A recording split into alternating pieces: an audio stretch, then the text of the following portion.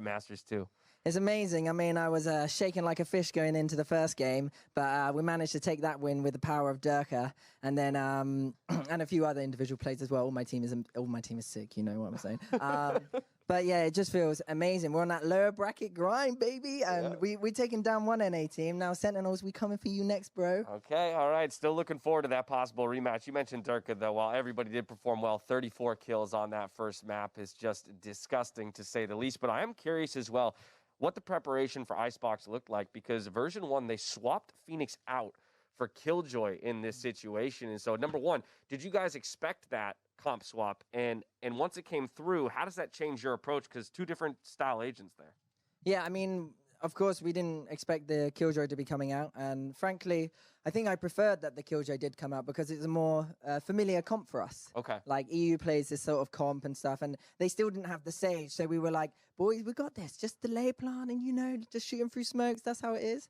And that's kind of what we did. And I mean, that actually, to be fair, I say that's kind of what we did, but that game was squeaky bum time, like overtime, and it was like a bit scary. Yeah, you had to win 2 at the very end just to put it to overtime, and then win 2 in a row there, of course, to take it. So it definitely did come down to the wire. But you mentioned the Sage as well. Heard a lot of conversation between analysts and teams alike. Some still refusing to run it on Icebox. Do you feel it's necessary? We tried running a Sage without a Sage once, and it didn't go too well. So I think she's just so strong, you know. I just think you're kind of making your life harder if you don't have her, you know.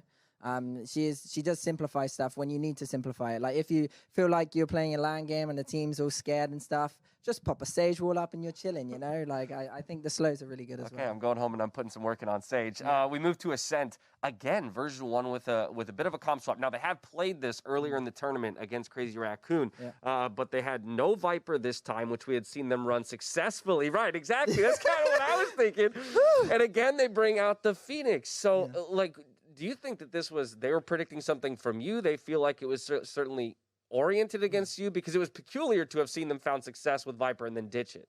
I mean, they got some big cojones or cajones to pick that map against us because we haven't even revealed it in this I was about to say, you guys have only played 2 maps. Yeah, this entire tournament up to this point. It's amazing. Yeah, I mean, I didn't expect that pick straight off from them, and I was going to Mini when we were anti-stratting last night because we got back from the X-Tame game straight onto the anti-strats till about 1 a.m. and we were thinking, I was like, Mini, I think I've got the reads on Ascent, man. I think if we play it, we can just do this and win. And yeah, it was a bit like chaotic at times, but it kind of did work out. The game plan worked, and here we are going to the next round. No, that one felt cleaner, to say the least. But also, I do need to reference the fact that you've now played 4 matches at Masters 2, and you've only ever gone 2 maps on any of them, win or lose. What do you have against third maps?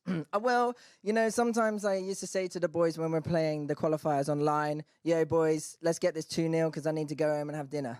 And I guess the kind of tradition and the momentum carries on through to these LAN events because when we get back, I'm going to be having that shellfish like taglet's head. You know what I'm saying? I love it. Now we know what you have. That's the dinner of champions right there. But I do want to warn you, if you make it all the way to the finals, you're going to have to play at least 3 maps. You're prepared for that? Born ready. We're gonna, nah, I think for finals, we like to whip out 5 maps. There it really is. Showcase the maps. You know, yeah, starve us of that closeness until the very end and then leave us wanting for it. Celebrations, man. Who's coming up with these? These are brilliant. This one, I can't remember who. Put your hand up. Is it Kojo? It was Kojo, manager Kojo. He wanted to give it to NA because he's a fellow NA brethren. Yeah. And also, you know, on Reddit, everyone's like, NA on top, you know, NA supremacy. Yeah, it was short-lived. Yeah, it was short-lived today, but Sentinels are still front runners, so they're looking tasty. All right, final question from here. You play the winner of Team Liquid versus Vikings, so there's a possibility of that Europe v. Europe matchup and spilling blood in that regard. But Vikings, I think, for a lot of people, has kind of flown under the radar. So just real quick, because we're about to see that matchup, what are your thoughts ahead of it? Obviously, I want to support the EU boys, but at the same time, I kind of want to battle against some Brazilian teams because we haven't touched them in scrims or anything. So it'll be sick to see their kind of play style and adapt with that. But I'm fine with any winning. All I know is that heads down, VODs on, and we're coming in guns blazing. You heard it here first. Down with Team Liquid. No, I'm just kidding. Either way, we're set up for a great battle coming up next. Boaster, again, congratulations on the victory. Thank you for taking the time. Thank you very much. From here, we're going to a break. When we come back, it's Team Liquid versus Vikings. Damn right.